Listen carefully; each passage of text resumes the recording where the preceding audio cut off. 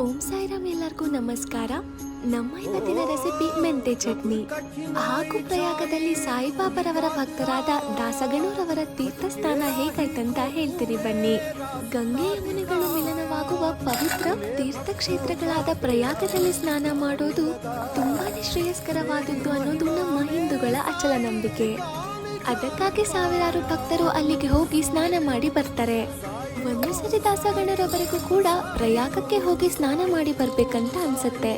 ಹೀಗಾಗಿ ಸಾಯಿಬಾಬರವರ ಅಪ್ಪಣೆ ಪಡೆಯಲು ಬರ್ತಾರೆ. ಅದಕ್ಕೆ ಸಾಯಿಬಾಬರವರು ಅಷ್ಟು ದೂರ ಹೋಗುವ ಅವಶ್ಯಕತೆ ಇಲ್ಲ, ನಮ್ಮ ಪ್ರಯಾಗ ಇಲ್ಲಿಯೇ ಇದೆ, ನನ್ನನ್ನ ನಂಬು ಅಂತ ಹೇಳಿದಾಗ ದಾಸಗಣೂರವರು ಸಾಯಿಬಾಬರವರಿಗೆ ಸಾಷ್ಟಾಂಗ ನಮಸ್ಕಾರ ಮಾಡ್ತಾರೆ.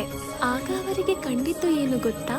ಬಾಬರವರ ಪಾದಗಳಿಂದ ಗಂಗೆ ಹರಿತಾ ಇದ್ಲು. ಈ ಅದ್ಭುತವಾದ ಪವಾಡವನ್ನು ನೋಡಿದ ದಾಸಗಣೂರವರೇ ಪುಣ್ಯವಂತರು. ಧನ್ಯವಾದಗಳು. ಓಂ ಸಾಯಿರಾಮ್.